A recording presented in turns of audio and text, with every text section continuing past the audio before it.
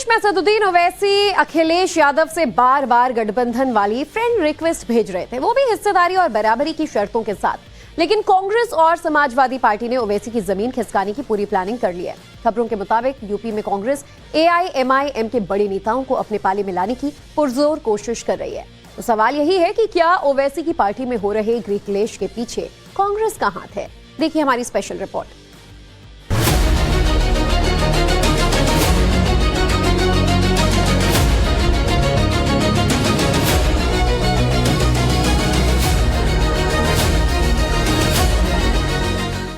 क्या 2027 के चुनाव से पहले यूपी में ओवैसी की पार्टी में अंदरूनी कलह बढ़ गई है?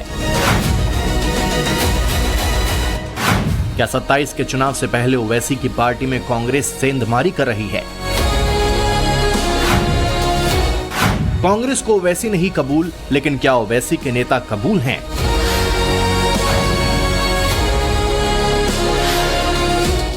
यूपी विधानसभा चुनाव जैसे जैसे नजदीक आ रहा है, वैसे वैसे मुस्लिम वोट बैंक की लड़ाई तेज हो रही है। मुस्लिम बहुल इलाकों में ओवैसी की बढ़ती ताकत और तेवर से समाजवादी पार्टी और कांग्रेस टेंशन में है। अब इन दोनों पार्टियों ने अपनी रणनीति बदल दी है। खबरों के मुताबिक अब कांग्रेस यूपी में एआईएमआईएम के प्रभावशाली लीडर को अपने पाले में लाने की पुरजोर कोशिश कर रही है। कांग्रेस की लिस्ट में सबसे पहला नाम एआईएमआईएम के राष्ट्रीय प्रवक्ता आसिम वकार का है। साथ ही पश्चिमी यूपी के मुस्लिम बहुल इलाके के वो नेता भी हैं जहां ओवैसी की पार्टी अपनी पकड़ मजबूत कर रही है। आखिर कांग्रेस ऐसा क्यों कर रही है, उसे आगे बताएंगे, लेकिन पहले ये भी जान लीजिए कि ओवैसी की पार्टी के अंदर खाने क्या चल रहा है। आसिम वकार का सोशल मीडिया पोस्ट भी इस बात की ओर इशारा कर रहा है कि यूपी में एआईएमआईएम के भीतर सब कुछ ठीक ठाक नहीं चल रहा है। आसिम वकार ने सोशल मीडिया पर पोस्ट करते हुए अपनी ही पार्टी पर सवाल उठाए हैं। दरअसल UP AIMIM chief Shaukat Ali ने 3 नेताओं को राष्ट्रीय प्रवक्ता घोषित करने का एक लेटर जारी किया, जिसमें शादाब चौहान, सैयद जवाद और मोहम्मद मकसूद अशरफ का नाम शामिल है। शौकत अली के लेटर जारी करने पर आसिम वकार ने सवाल उठाए।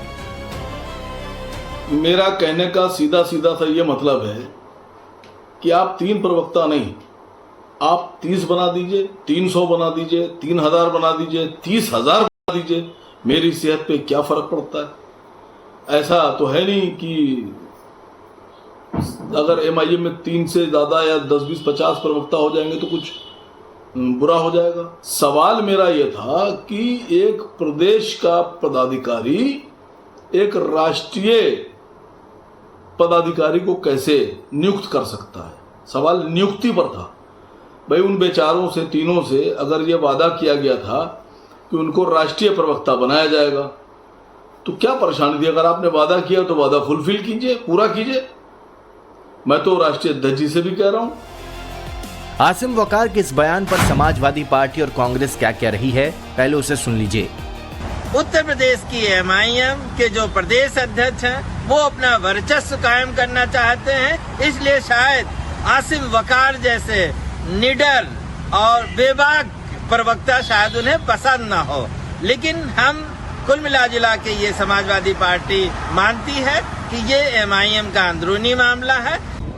हम तो इस बात को पहले से कह रहे हैं कि जो एआईएम एमआईएम के लोग हैं वो भाजपा के इशारे पर काम करते हैं और ये सत्ता और पैसे के स्वार्थी लोग, इनको जनता के हितों से कोई लेना देना नहीं। समाजवादी पार्टी आसिम वकार की तारीफ कर रही है। कांग्रेस भले ही स्वार्थी और बीजेपी के इशारे पर काम करने का आरोप लगा रही है, लेकिन अंदर खाने की सच्चाई क्या है? हाल के दिनों में आसिम वकार का इंडिया गठबंधन और राहुल गांधी के प्रति नरम रुख भी कहीं न कहीं इशारा करता है कि दाल में कुछ तो काला है। आसिम वकार ने हाल ही में एक डिबेट शो में राहुल गांधी को भावी प्रधानमंत्री बताया, तो वहीं अखिलेश यादव पर हमलावर ओम प्रकाश राजभर को भी वो जवाब दे रहे हैं। ओम प्रकाश राजभर जी आजकल एक भविष्यवाणी कर रहे हैं उत्तर प्रदेश में। बता रहे हैं कि जो अपोजिशन का नारा है पीडीए, उसका फुल फॉर्म है पीट देगा अहीर। तो राजभर जी, मेरे कुछ सवाल हैं आपसे कि जो आप उत्तर प्रदेश के लोगों को डरा रहे हैं, जागरूक कर रहे हैं कि पीट देगा अहीर पीडीए मतलब, तो क्या आपके साथ किसी पीडीए के अहीर ने कोई घटनाक्रम को अंजाम दे दिया है। तो क्या एआईएमआईएम में आपसी कलह की असली वजह कांग्रेस है? क्या कांग्रेस एआईएमआईएम नेताओं को अपने पाले में ला पाएगी? दरअसल 2022 चुनाव में सपा का मुस्लिम वोट ओवैसी ने डाइवर्ट किया। एआईएमआईएम ने 2022 में यूपी की 403 विधानसभा सीटों में से 97 पर प्रत्याशी उतारे थे।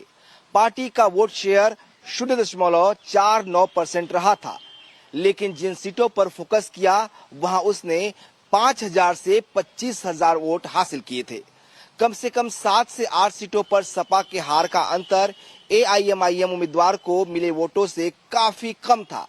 यानी अगर एआईएमआईएम का उम्मीदवार मैदान में न होता तो समाजवादी पार्टी को फायदा हो सकता था।